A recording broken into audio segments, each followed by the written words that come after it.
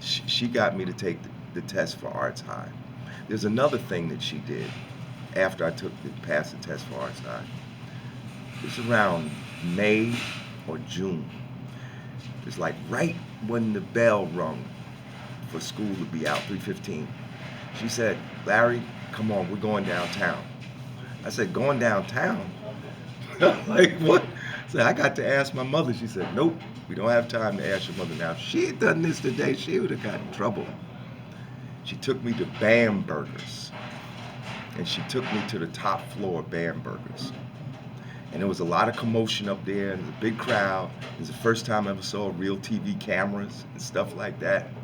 And there was a guy that she went over to this table, got a book. She had me in one hand, book in the other hand.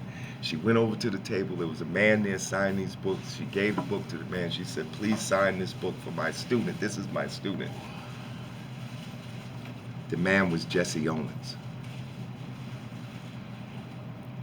And Miss Ryerson was the one that told me the story, even before I read the book, told me the story about Jesse Owens, about how he was a great athlete, about how he helped to really fight against racism by winning his events in the Olympics in 1936. And I had that book. I had that book until the house burned down. We lived in it, burned down in 1977. So that book and a lot of other things were lost in the fire. So Jesse Owens, the Newark Rebellion, Arts High School, student orientation, first week of school, all the kids in the auditorium, teachers, principal talk about everything about Arts High.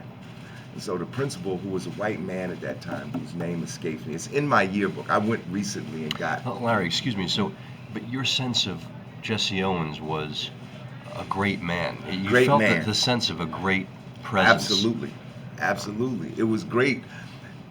Remember, I'm a kid. I'm like 13 years old. I said, I met this great man, but the real depth, the profundity of what he had done had really not sunken into me.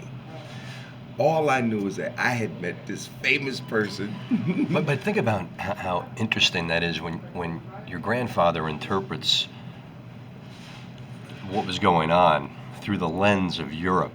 Right. And now you meet Jesse Owens, who made his battle against the Nazis. Really, Right here. yeah, That's it's right. fascinating. It is. It is.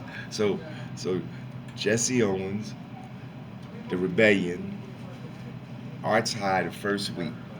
The principal, who was white, invites the student government president up to talk. And he told him, he said, David, and David was white too, because Arts High was about 50-50 at that time, white, black. And David was the president of student council. We called it mayor. It was mayor and deputy mayor at Arts High School.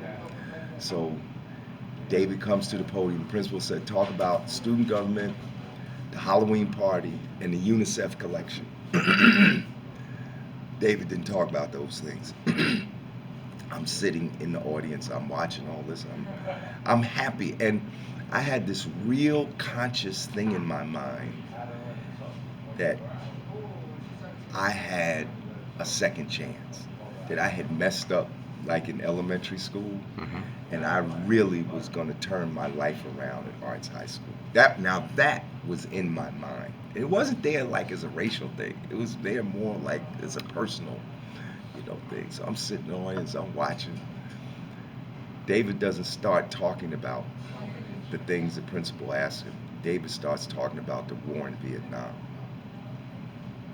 Now, I couldn't have found Vietnam on a map.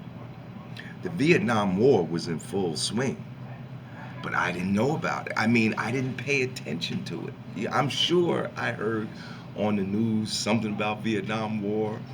I know that when we were in school, when we were kids, they taught us the Green Beret song. I still remember the words, fighting soldiers from the sky, fearless men who jump and die, 100 men will test the day, but only 3 will wear the Green Beret. They were preparing us to join the Army in school. We learned that song in school. So I knew maybe a cursory kind of thing about Vietnam, but I David starts talking about the Vietnam, and he didn't like Vietnam. The principal gets up, says, David, stop talking about Vietnam, talk about student government.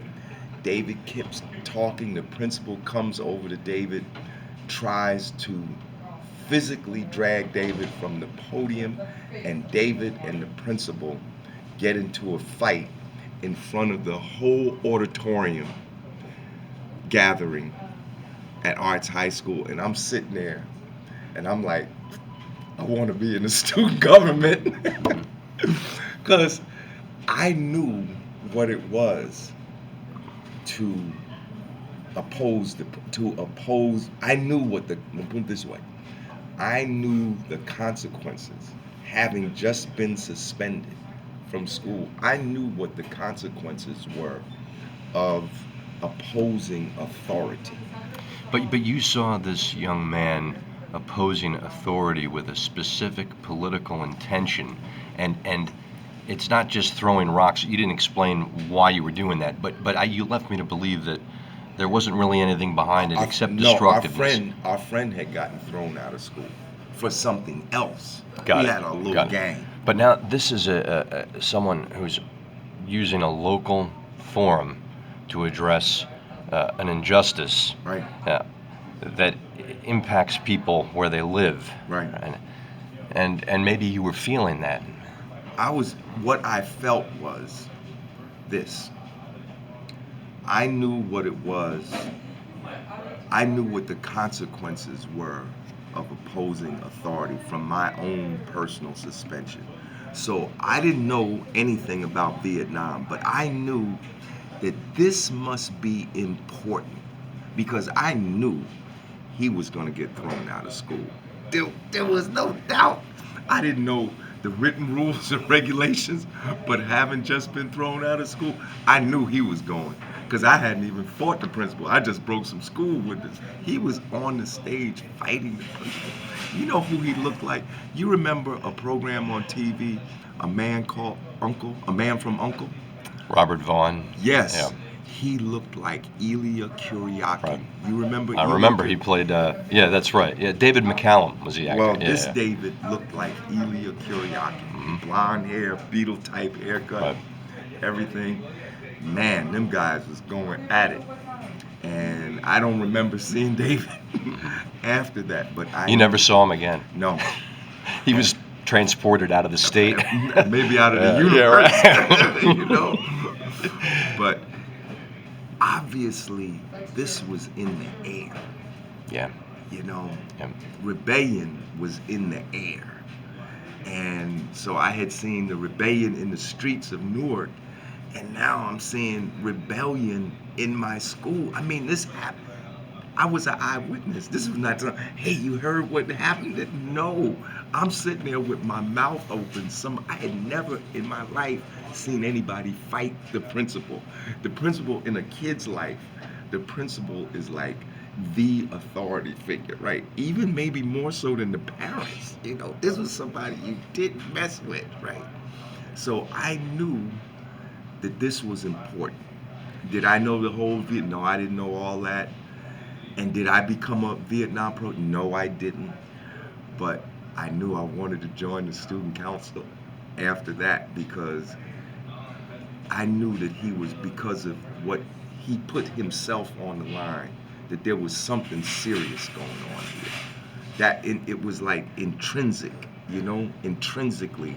I understood something serious is going on here. I didn't know the Vietnam story, colonialism. I didn't know all of that. But I joined the student government. I became a student government rep. In my junior year, I became the deputy mayor, and in my senior year, I became the mayor.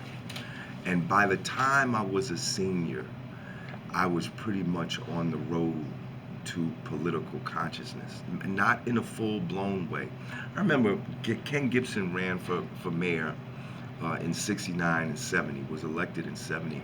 I had students in my senior class who worked in the Gibson campaign, but I didn't work in the Gibson campaign. I'm trying to remember if I knew that Newark had even elected its first black mayor. Were you already nationally politically focused, or was it more a matter of you tending to school politics? I was tending to school politics, but there were things like happening around me. You know, Right. like Right. Arts High School was literally the next block, one block away from the headquarters of Amiri Baraka. Mm-hmm. Amiri Baraka had a headquarters. He had a building where St. Benedict's is now, where the gymnasium building is now. That building wasn't there in 1967. There was some houses. Baraka had one of those houses and a store, and Baraka had the store.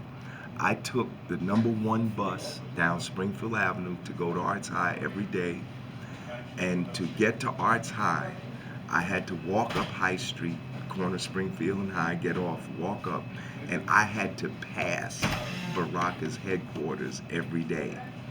And his guys would be out there standing guard, you know, in their dashikis, and they had uniforms because they were like more like kind of like I wouldn't say paramilitary. It's kind of like they had a military character to them. Very disciplined, very uniform. They wore these green dashikis. Everybody wore the same kind. Green dashikis, black pants, black boots, shine, you know, afros, you know. Did you go in? No. Never went in there. What was your sense of them? Did you see them as... I saw them as something unusual. Mm-hmm. But I say this, I admired the men. I always had this, like, you know, as a boy, I don't know if all boys experience it, and they probably certainly don't experience this today. But I always had this admiration for strong men. Yeah. You know, because like as a kid, one of my heroes was Hercules.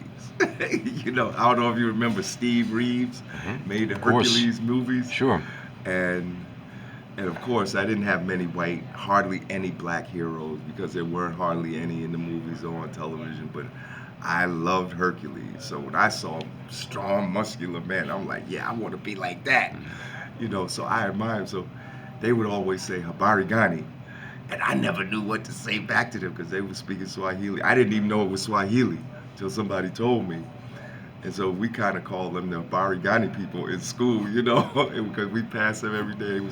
And then Baraka had like a loudspeaker outside the door, and he's playing jazz music like John Coltrane, and like, you know. So I know this was something unusual. I knew it was a black thing though, because remember, James Brown comes out.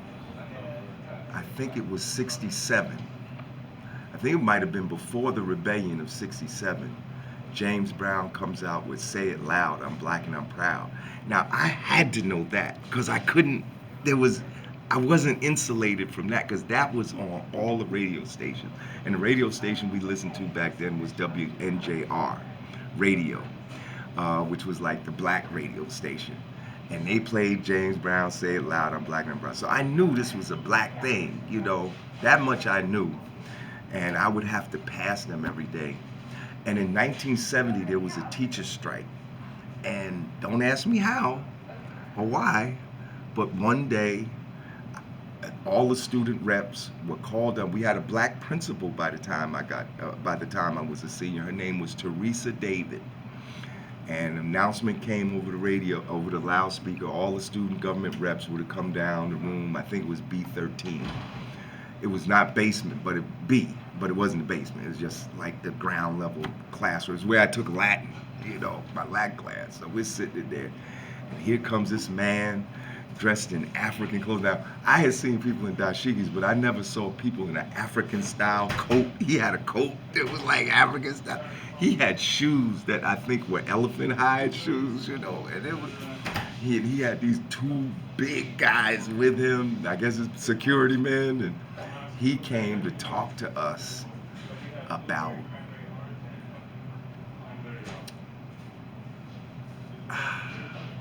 he was trying to talk to us about the political situation in Newark at that time.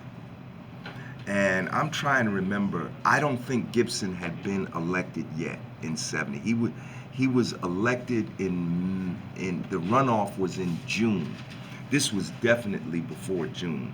This was like because Baraka had a coat on, so this had to be like March, kind of March of 1970, maybe February, March of 1970. And I had never heard a black man talk like this in all my life. The only speechifying, as they say, I had heard was in church when the minister preached. Because I didn't join, I wasn't a member of the Nation of Islam. That's where a lot of black people got their consciousness. Either they became members of the nation or they went to services at the mosque. It was mosque number 25 on South Orange Avenue in Newark, not far, again, from where I live. But I had never heard anybody talk like Amiri Baraka talked. And that was another kind of awakening moment. And then in 1971, there was a second teacher strike. And we were told that if we missed 35 consecutive days of school, we weren't going to graduate. And so that pushed me to organize a walkout at our school. And we were planning this, student council members. And somehow somebody told Miss David. Miss David caught me in the hallway the day before. This was in March of 1971, and said, if you take these students out of school, you're going to be suspended, you're not going to graduate, and you're not going to go to college. But it was too late to call it back, and I didn't want to be called Uncle Tom or anything like that. So we were supposed to walk out third period, 10:43. I'm standing outside, 10:43, nobody, 10:45, nobody. Tears starting to form in my eyes. Then about 10:50, the doors came open, and I was told that maybe 90% of the students walked out. And we marched downtown to the Gateway Hotel. That's the hotel that's across the street from Penn Station. It's called the Doubletree now, Doubletree Hilton now. And it was, I think, the Gateway Hilton, or Gateway before it became Hilton, whatever. And about 200 of us got inside. All of us didn't get inside. People say, well, how did 200 of y'all, how did all y'all get past all the security guards and everything? Don't ask me how. We just walked. Maybe they didn't expect anything. We took them by surprise. And we got up on the 6th and 7th floors. We thought we were where the negotiations were taking place. We didn't know if they were really taking place, but we just got it and we just sat in. And Ken Gibson came and asked us. He said he understood why we were doing what we're doing, and he said that if we worked with him, he would bring the strike to an end, and we would graduate. And blah. It wasn't so deep. Like we weren't. I still wasn't. We weren't on the board side. We weren't on the teacher's side. We didn't even have a lot of labor history. When I was in high school. If we had, maybe I would have looked at the situation differently. All we were was kids that wanted to graduate. That is a fascinating arc when you go from witnessing this young man who fights the principal and challenges your notion of the principal's power. And then in your key political breakout moment, the principal is standing between you and the action getting done. Right. And telling you, you're finished. You do it anyway. Right. And then the more powerful figure, the mayor, right, walks out and you learn something about power, right? In other words, okay. That lesson was eminently clear. And all my life, when I have spoken to students, I tell this story, and I tell that story. Because they understand that better than if I try to explain the national political situation and all that. When I tell that story, they understand it. And I tell them they have power because we saw our power. The mayor came. That was my first seeing Ken Gibson. First time seeing him. And this was in 1971, so he had been in office for a year now.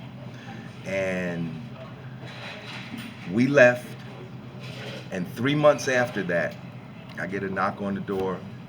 It's at my door on 12th Street. There's a white man at our door. Now, that might not seem like much today, But if you knew Newark in 1971, you'd be like, why is a white man at our door? His name was Pete Curtin. He was one of Ken Gibson's aides, and he was from Boston. And he came to me and he said, the mayor wants to know if you want to be on the board of ed, if you would consider being a member of the Newark Board of Education. My words were, Board of Education. I just got accepted to Princeton University. I'm ready to go to school. He said, well, you'll be able to go to school. Silly me, right? Believing adults' fantasies, right? You'll be able to go to school and you'll be able to be in Princeton at the same time. I said, I don't know, ask my mother. You know, I'll tell you, I wasn't all that enthused about the idea. I mean, I was honored, don't get me wrong. You know, the whole thing is like a scene out of a movie, right? I was honored, but I was more focused on, because I had gone, metaphorically speaking, into the lion's den. I had led a walkout at my school, survived. Now I'm graduate. There was a teacher strike that threatened our graduating. It's over. We're graduating. I applied to 3 colleges, Princeton, Harvard, Yale, was accepted at all 3. I was a kid who had no athletic ability when he started at our arts high school.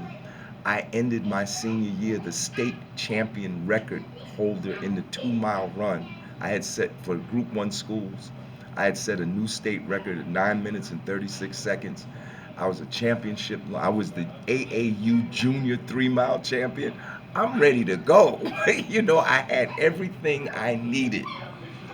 My passport, so to speak, to leave Newark and start probably what would become an amazing career. And they asked me to be on the Board of Education. Curtin, told Curtin to ask my mother. My mother said, ask him, he's grown, And so I accepted. And on July 1, I was sworn in as the youngest full voting member of a Board of Education in the history of the United States. And I still think I hold that record. There was because a vacancy at the time? Yes. And I was 17. I wasn't even old enough to vote. So you tell me about student power. I'll tell you a story about student power. How you go from someone who barely graduated elementary school and then 4 years later becomes a member, 4 years, becomes a member of the Newark Board of Education at 17.